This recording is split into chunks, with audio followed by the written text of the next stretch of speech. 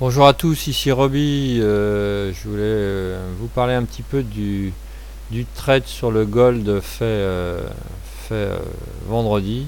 Vraiment, j'ai eu vraiment le nez creux ou alors un gros coup de paume. Enfin bref, pour vous dire, pour ceux qui ont déjà regardé un petit peu mes vidéos, voilà, toujours la bande de Bollinger en H2. Les nuages différents, donc il y a le 15 minutes, il y a le 1 heure. Il y a le 4 heures et le 8 heures. Maintenant j'en mets 4, hein, d'où le trading 4 frames que j'ai intitulé comme ça. Bon, après c'est trop, c'est pas assez, chacun fait comme il veut. Donc voilà, donc à savoir que le 8 heures sur le gold en toile de fond, il est pas mal. C'est d'ailleurs avec le gold que j'ai rajouté le 8 heures parce que je le trouve assez pertinent. Et puis sur d'autres parités aussi, hein, données par d'ailleurs c'est l'ami Résus qui m'en avait reparlé, comme quoi le partage des infos c'est toujours super. Continuez, continuez et continuons. Voilà donc le 8 heures en toile de fond. Hein. Et donc qu'est-ce qui s'est passé? Le matin j'ai fait mes points sur le DAX comme vous avez vu, sur le Gold, je crois que c'est tout d'ailleurs. Donc qu'est-ce que j'ai fait? Je l'ai joué toujours entre les bandes de Bollinger. Donc il peut y avoir encore une fois des fausses sorties, hein, c'est du 15 minutes, donc c'est le Shinku qui dirige, donc là effectivement il y en a un qui est sorti, donc ça doit correspondre à cette grande bougie.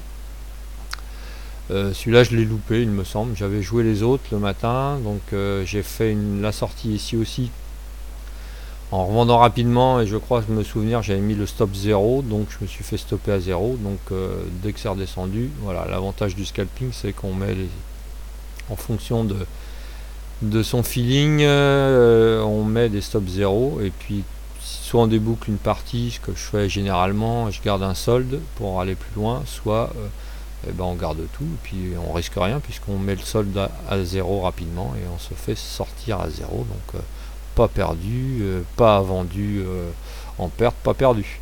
Voilà, donc après regardez, il y a eu un beau décalage à 2h, 2h30. Là, la Shinku a cassé la bande de Bollinger. Elle a cassé après la ligne qui correspond en pointillé à la Tenkan H8. Mais bon, là, on va pas trop faire de mélange. C'est surtout la BBH2 là, qui est en pointillé orange et la Shinku. Donc c'est ça qui, pour moi, donne comme sur le Forex, pas sur le DAX, hein, encore une fois, Forex et donc maintenant Gold me donne les bonnes indices pour une accélération. Donc j'ai pris quelques descentes. Alors comme j'ai fait en scalping, je suis sorti assez rapidement. Donc une erreur encore une fois, mais j'étais devant. Donc vous allez voir la différence avec la remontée quand j'étais pas devant. Donc moi à chaque fois, mais j'ai pas pris de long, hein, juste un long que j'ai repris quand on était ici sur la Kijun en 8 heures. Donc vous voyez, j'ai dû reprendre un long. J'ai fait quelques points quand c'est remonté. Et j'ai mis stop 0 aussi, donc c'est stoppé. Et après, j'étais stoppé, je crois que sur le solde à 0. Et quand on est parti vers 2h30 au moment des statistiques, on a cassé en bas. J'ai pas attendu la fermeture de la bougie, j'ai pris de nouveau short. Alors je me suis fait un peu de frayeur, mais j'ai gardé mon short. Je n'ai pas débouclé tout en bas, j'ai dû faire 90 points, il me semble une centaine de points. Mais je n'ai pas été jusqu'en bas. Par contre, quand on est arrivé en bas, j'ai mis des ordres longs, en hausse et long, et je suis parti à la plage, ce que j'avais marqué sur le forum. Donc j'en ai mis, je crois, 4 ou 5, hein, donc j'avais des longs là, et les stops étaient très courts. Alors, enfin très courts pour le gold, parce que souvent le gold, il y a des mèches, il faut mettre des stops longs. Donc j'avais dû mettre 20 points de stop pour le gold, qui est quand même assez court. Mais je n'engageais que, je crois, même pas la moitié, un tiers des gains que j'avais fait le matin.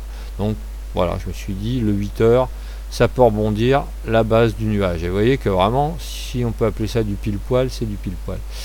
Donc je suis revenu à 17 heures et quelques, et on était dans cette zone là, il me semble bien. Écoutez, voilà, donc j'ai dû déboucler, j'ai pas débouclé au plus haut, mais j'ai tout débouclé là. J'avais même un autre long que j'avais pris plus haut, que j'ai débouclé en perte, mais la totalité m'a fait un super gain. Et voilà, je vais vous montrer effectivement les longs de l'après-midi. Voilà, 1, 2, 3, 4, 5, 6, voilà, 6 longs.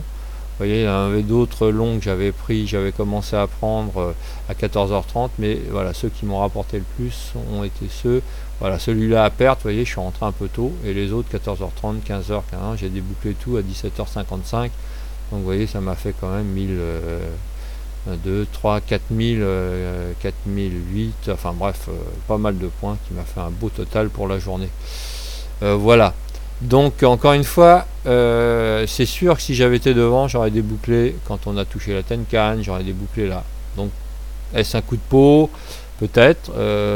À savoir qu'après, le fait que la Chikou rentre de nouveau à l'intérieur des bandes de Bollinger signifie que l'accélération à la baisse est terminée. Donc ça peut servir même si on veut déboucler ou si voilà, pour pas reprendre un trade en short là par exemple. Quand vous voyez que c'est rentré, c'est signe que ça va pas repasser à la baisse et là on stagne. Donc voilà. Donc écoutez, super journée. Donc autre chose à vous montrer toujours là, c'est sur le DAX. Donc j'avais fait ça fait 15 jours là que j'ai fait ce graphique en weekly. Donc voilà, en bas vous voyez la stock elle a croisé, elle a titillé la bande du bas là du 20, mais elle n'est pas passée.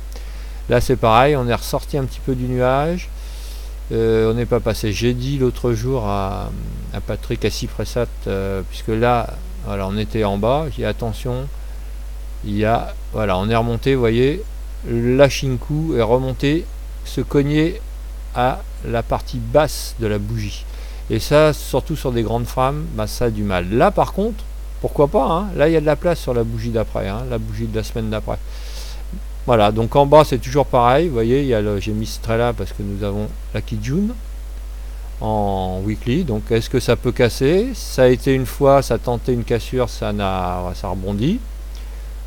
Voilà, on est vraiment presque au milieu du guet. On peut aussi bien retourner voir la bougie là qui correspondrait vraiment à la Kijun au niveau des prix, donc 9474, comme redescendre à 9000 points, et bon, si on casse après c'est 9600 voire 9500.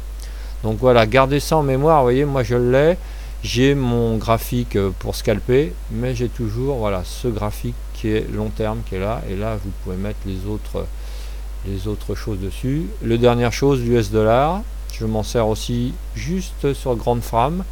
Donc là il est en monthly pour voir, bah vous voyez, ça fait quand même plusieurs jours que ça stagne, hein, le mois d'août là, il veut pas passer au dessus, hein. Donc ce dollar, donc on est toujours coincé entre Tenkan et Kijun. Ça peut aussi bien redescendre, ou alors il faudra une grosse accélération. C'est vrai que la stock est passée au dessus, militerait plutôt par une sortie vers le haut, mais ça n'est pas fait encore.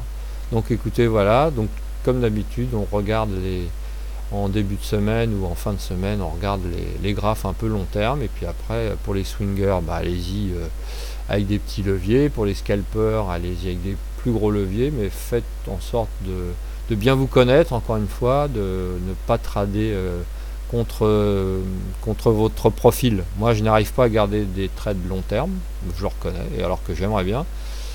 Et bon, bah non, j'ai décidé de me mettre à l'intraday et voir au scalping, mais encore une fois, si vous vous sentez pas bien dans le scalping, faites des trades sur 2-3 jours, et bravo à ceux qui arrivent, c'est super. L'essentiel c'est de ne pas faire de boulettes et à la fin du mois, à la fin de l'année, d'être en plus-value.